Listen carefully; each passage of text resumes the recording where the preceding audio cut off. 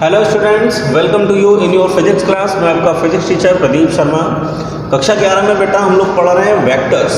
Important है और मज़ेदार है। तो जो ये वेक्टर्स चैप्टर पढ़ रहे हैं, इस चैप्टर में अभी हम पढ़ चुके हैं सिंपल सी एक बात जिसे हम लोग कहते हैं डॉट प्रोडक्ट। क्या कहते हैं? Dot product. इससे पहले की वीडियो की जितनी भी मैंने वीडियो बनाई उसकी आपको मैं पीडीएफ प्रोवाइड कर चुका हूँ। इसकी जो भी पीडीएफ होगी वो आपको नेक्स्ट यानी अगले फ्राइडे या सैटरडे में अवेलेबल होगी। फिलहाल हमें क्या करना है, हमें आज सीखना है अगले गुणन के बारे में, जिस गुणन को हम कहते हैं क्रॉस प्रोडक्ट यानी सदिश गुणन। तो अगला जो है हमारे पास वो है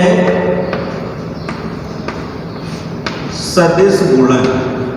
क्या है? सदिश गुणन। इसको बोलते हैं क्रॉस प्रोडक्ट। क्या बोलते हैं? Cross products. क्या होते हैं ये क्रॉस प्रोडक्ट्स? क्या होते हैं ये सदिश गुणन? इसके बारे में सीखेंगे। तो पहली बात, इसका जो मतलब है वो बिल्कुल सिंपल सा है कि अदिश गुणन में हमने पढ़ा था कि जब हमने दोनों का गुणा किया था तो गुणा करने के बाद हमको जो भी परिमाण मिल रहा था वो क्या था? एक अदिश था। यानी जो भी हमको उनका परिमाण जो रिजल्ट मिल रहा था वो एक अदिश था, इसलिए उस गुणन का नाम हमने अदिश रखा था।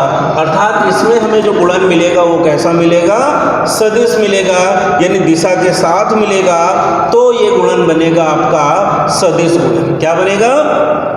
सदिश गुणन। अच्छा, सदिश गुणन करने का जो तरीका है, जो फॉर्मूला है वो सिंपल सा है। वो फॉर्मूला क्या है? मान लें दो वेक्टर हैं ए और बी, ये दोनों वेक्टर्स का हमने क्या किया? क्रॉस प्रोडक्ट किया है, यानी सदिश गुणन किया है। तो इनका लिखने का जो तरीका होगा वो mod of A into B and sine theta, साथ में आएगा एन कैप। क्या आएगा? N cap. अब देखना यहाँ पर, जहाँ एन कैप जो है इसको हम लोग एकांक सदिश बोल रहे हैं। क्या बोल रहे हैं? एकांक सदिश बोलते हैं, यूनिट वेक्टर बोलते हैं। अर्थात आपको इसके गुणा करने में एक दिशा मिल रही है और इस दिशा को बोलते, दिशा के साथ में जो आपको मिल रहा है ये आपका हो गया सदिश गुणन। क्या हो गया? सदिश गुणन। ठीक है, मतलब कहने का एक सिंपल सा तरीका है। आप ये समझो कि आप दो वेक्टर्स का मल्टीप्लाई कर रहे हो, पहला वेक्टर ए है, दूसरा वेक्टर बी है, तो इन दोनों को जो मल्टीप्लाई करके आएगा वो आपको एक दिशा, एक डायरेक्शन रिप्रेजेंट करेगा जो आपका होगा एन कैप। क्या होगा?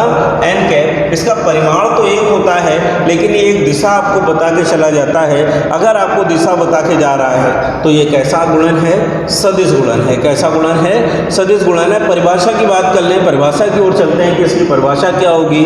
तो परिभाषा बिल्कुल सिंपल सी है, किन्हीं दो वेक्टरों का सदिश गुणन, किन्हीं दो वेक्टरों का सदिश गुणन दोनों वेक्टरों के परिमाण तथा उनके मध्य के कोण की ज्या के गुणनफल तथा एकांक वेक्टर के गुणनफल के बराबर होता है। ये आपका हो गया है सदिश गुणन। क्या हो गया है? सदिश गुणन। अब बात यहाँ पर भी वो पुरानी कर लेते हैं जो हमने पहले की थी। सबसे पहले हम पढ़ते हैं इनकी प्रॉपर्टीज।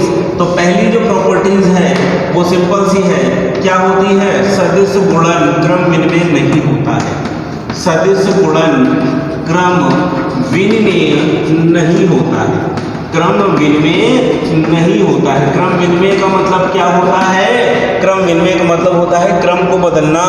क्रम विनिमय का मतलब क्या होता है? क्रम को बदलना। क्रम को बदलने का मतलब क्या हुआ भाई? अभी तक नहीं समझ में आया था। क्यों भाई? सदिश गुणन पढ़ा था। देखो ये था वेक्टर ए, ये है वेक्टर बी और ये इन दोनों के बीच का कोण थीटा। तो हम इसको अगर लिखना चाहते हैं तो हम लिख सकते हैं vector A cross vector B equal A B sine theta. मान लिया एन कैप भी हमारे पास चल रहा है। ठीक, अब कह रहा है क्रम बदलो, तो बी को कहाँ लेकर आओ? ए पर। बी को कहाँ लेकर आओ? ए पर। जब आप बी को ए पर लेके आओगे तो कितना घुमाना पड़ेगा? 360 माइनस थीटा। कितना घुमाना पड़ेगा? 360 माइनस थीटा। यानी बी को यहाँ लाना है ना, तो क्या लिखेंगे? बी ए। तो यहाँ पर साइन में कितना घुमाना पड़ेगा? 360 माइनस थीटा। एन कैप चल रहा था, चलने दो। तो यहाँ पर क्या आ जाएगा? अब इसे आप क्या लिखेंगे? बी ए और ये हो गया माइनस में साइन थीटा। एन कैप चल रहा है ना, तो इसे क्या लिखेंगे? माइनस बी ए साइन थीटा इंटू में एन कैप। अब इसे अगर आप देखना चाहो तो लिख सकते हो बी क्रॉस ए। तो जहां पर ए क्रॉस बी लिखा था वहां पर अब आप बी क्रॉस ए नहीं लिख सकते हैं। क्यों? कि ये जो वैल्यू आई है वो आपकी निगेटिव आई है, यानी यहाँ पर ये तो आ गया, अर्थात आप नीचे लिखोगे vector A cross B not equal vector B cross vector A. अर्थात समझ में आ गया है कि जो सदिश गुणन होता है वो कैसा होता है, क्रम विनिमेय नहीं होता है। पहली बात समझ में आ गई कि नहीं आई? स्क्रीन पॉज करके इसे कॉपी करो, फिर अगला पॉइंट पढ़ाते हैं। ठीक है, कॉपी हो गया ना? चलो देखो नेक्स्ट अगला जो पॉइंट है नंबर सेकेंड, इसे हम लोग क्या कहेंगे, सदिश गुणन वितरित होता है। सदिश गुणन कैसा होता है, वितरित होता है। वितरित होता है। वितरित होने का मतलब क्या हुआ, अगर कहीं पर लिखा है vector A cross vector B plus vector C, तो इसे आप लिख सकते हैं vector A cross vector B plus vector A cross vector C. ठीक है, तीसरी बात जो है वो आपकी सिंपल है, क्या है, किसी वेक्टर का उसी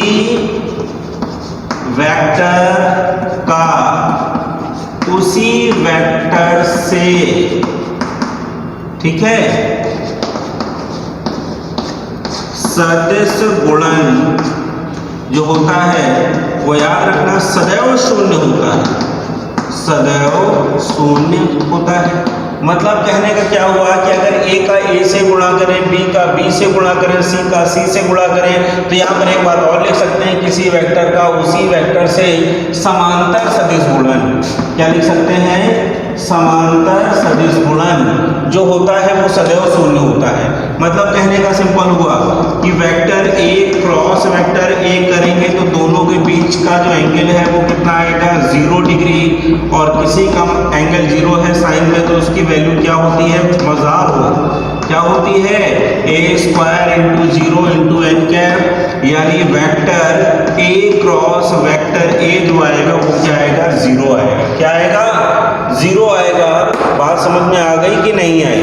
ठीक है, यानी ये आपको मिल गया, 2 नियम और हो गए, इन्हें कॉपी करो स्क्रीन पॉज करके।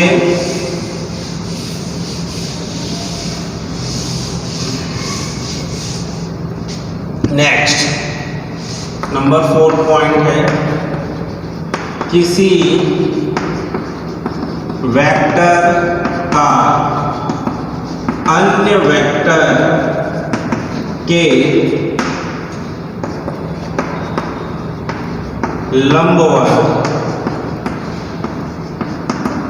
सदिश गुणन उनके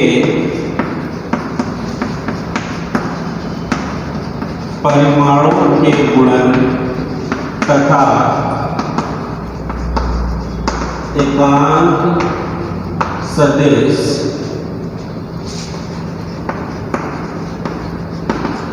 के गुणन के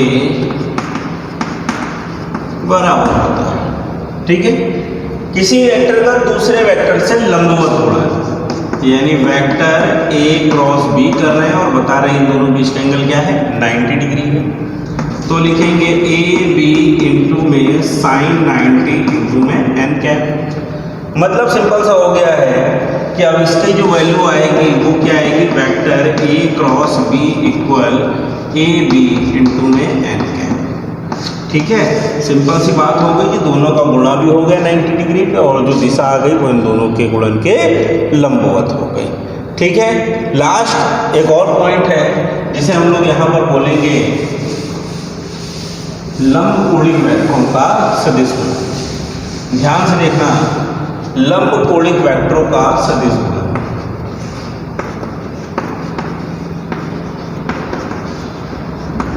लंबकोणिक वेक्टरों का सदिश गुणन।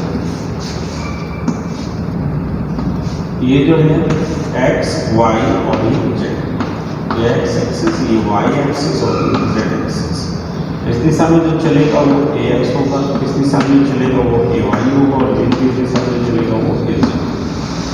ए वेक्टर बी चलेगा तो बी एक्स बी वाई और बी जेड चलेगा। इस दिशा को प्रदर्शित करेंगे आई कैप से, जे कैप से और ये कैप से। ठीक है, अब सोचो, कह रहा है यहाँ पर अगर i का i से गुणा होगा तो क्या होगा, 0 आएगा, क्योंकि उसी वेक्टर से गुणा है। लेकिन i का j से गुणा होगा तो इनके लंबवत कौन सा है, k। j का k से होगा तो इनके लंबवत क्या है, i, और k का i से होगा तो इसके लंबवत क्या है, j। बात समझ में आ गई। यानी सिंपल सी कहानी हो गई है, i cross i equal j cross j equal k cross k equal क्या है, 0। लेकिन i क्रॉस j इक्वल क्या है, k। ठीक है, j क्रॉस k इक्वल क्या है, i, और k क्रॉस i इक्वल क्या है, j।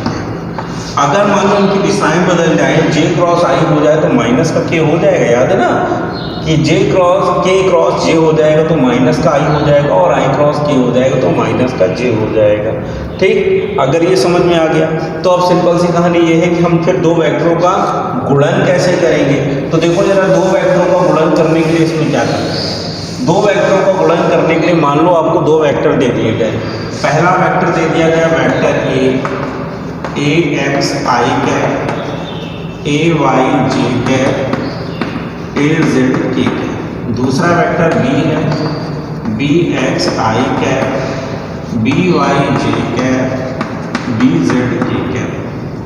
कहता है इन दोनों का आपको सदिश गुणन करना है।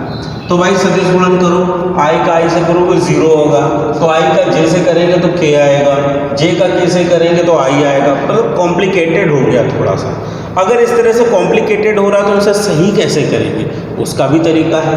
आप सिंपल से काम करो, यहाँ पर लिखना है a क्रॉस b इक्वल, और एक छोटा सा आपने आप ये बना लिया। इसमें सबसे पहले आपको लिखना है i j और k। यहाँ पर अपने मन से प्लस माइनस प्लस चला दो। अब सिंपल सा हमारे पास लॉ होता है ये मल्टीप्लाई करने का, पढ़ा है, हाँ, सहचर गुणन। देखो तो क्या होगा, यहाँ पर सबसे पहले a लिखा है तो a के एलिमेंट लिखो, a यानी ax ay aj, i के नीचे ax, j के नीचे ay और k के नीचे az। उसी प्रकार से फिर वेक्टर b लिखा है तो bx by bz, bx by bz। ठीक है, अब क्या किया जाए, तो अब जो करेंगे वो बहुत ध्यान से देखो। पहली बात तो हमें ये समझ में आना चाहिए कि अब हमें क्या करने जा रहे हैं, सदिश गुणन दिशाओं का योग होना चाहिए। सबसे पहले आप क्या करोगे, i लिखोगे ये और ब्रैकेट बना दो, ये वाली और ये वाली लाइन बन, तो a y b z, फिर b y a z, cross multiplication करके चलो, क्या आएगा, a y b z minus b y a z हो गया। फिर j वाली लाइन लोगे और j के ऊपर क्या लिखा है, माइनस j, तो यहाँ पर लिखा माइनस का j है, ब्रैकेट लगाया, ये बंद किया, ax bz bx az, यानी ax bz minus bx az। ठीक है, अब क्या करेंगे, फिर k वाली लाइन पे आएंगे, तो यहाँ पर लिखेंगे प्लस k, ब्रैकेट में क्या लिखेंगे, इस लाइन को बंद करेंगे तो ax by minus bx ay। ठीक है, ये जो है वो आपका क्या है, इन दोनों का गुणन है। ठीक है, अब अगर मान लो आपको कहीं पर इनके बीच का एंगल फाइंड करना हो, तो एंगल फाइंड करने के लिए आप यहाँ पर बिल्कुल सिंपल सा काम करोगे, क्या करोगे, sine theta is equal to vector a cross vector b upon में मॉड ऑफ b, और टू में क्या आएगा, एन कैप। ये फॉर्मूला अप्लाई कर दोगे और आप यहाँ पर एंगल को फाइंड कर दोगे। बात समझ में आ गई कि नहीं आई। ठीक, तो मिलते हैं फिर अपने अगले वीडियो में। अब आज के लिए इतना ही रखते हैं, ठीक है।